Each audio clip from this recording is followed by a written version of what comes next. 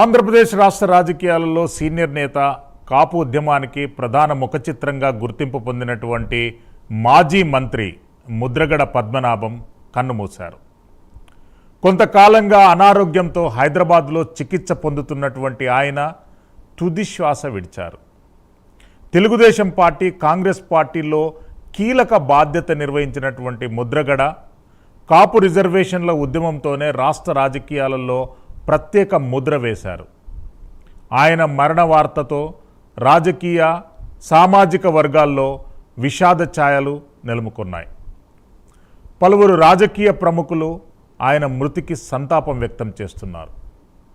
Janata party పేరుతో రాజకీయ అరంగేట్రం చేసి తెలుగుదేశం, కాంగ్రెస్, బీజేపీ, ప్రజారాజ్యం వంటి అనేక పార్టీలలో పనిచేశారు ముద్రగడ పద్మనాభం.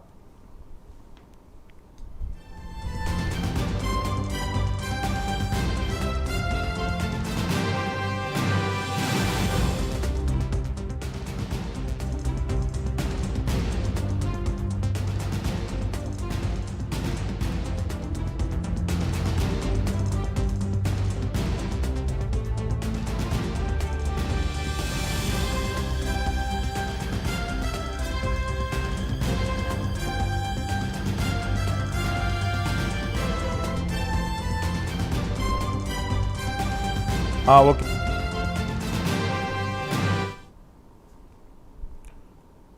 ఇదే అంశంపై మాట్లాడేందుకు వైసీపీ ఎమ్మెల్సీ ఇజ్రాయిల్ గారు మనకు ఫోన్ ఇన్లో అందుబాటులో ఉన్నారు. ఇజ్రాయిల్ గారు, ముద్రగడ గారి మరణ వార్తపై ఎట్లా స్పందిస్తారు?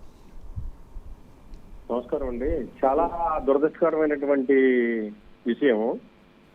మరి ముద్రగడ పద్మనాభం గారు మా అందరికీ కూడా ఒక కాపులకే కాదైనా అందరికీ ఆదర్శప్రాయులు, ఉద్యమ స్ఫూర్తి కలిగినటువంటి వ్యక్తి. అటువంటి ఆయన తొందరగా ఇలా చనిపోతారని అసలు ఊహించలేదు. ఆయన ఆసుపత్రి నుంచి కోలుకుంటారేమో, మళ్ళీ అందరి మధ్యలోకి వస్తారేమో అనుకున్నాం. ఏమైనప్పటికీ కాపుల కోసమే కాకుండా అన్ని సామాజిక వర్గాలకి ఒక స్ఫూర్తినిచ్చినటువంటి గొప్ప వ్యక్తి ముద్రగడ పద్మనాభం గారు. మరి వారు మరణించడం చాలా బాధాకరం.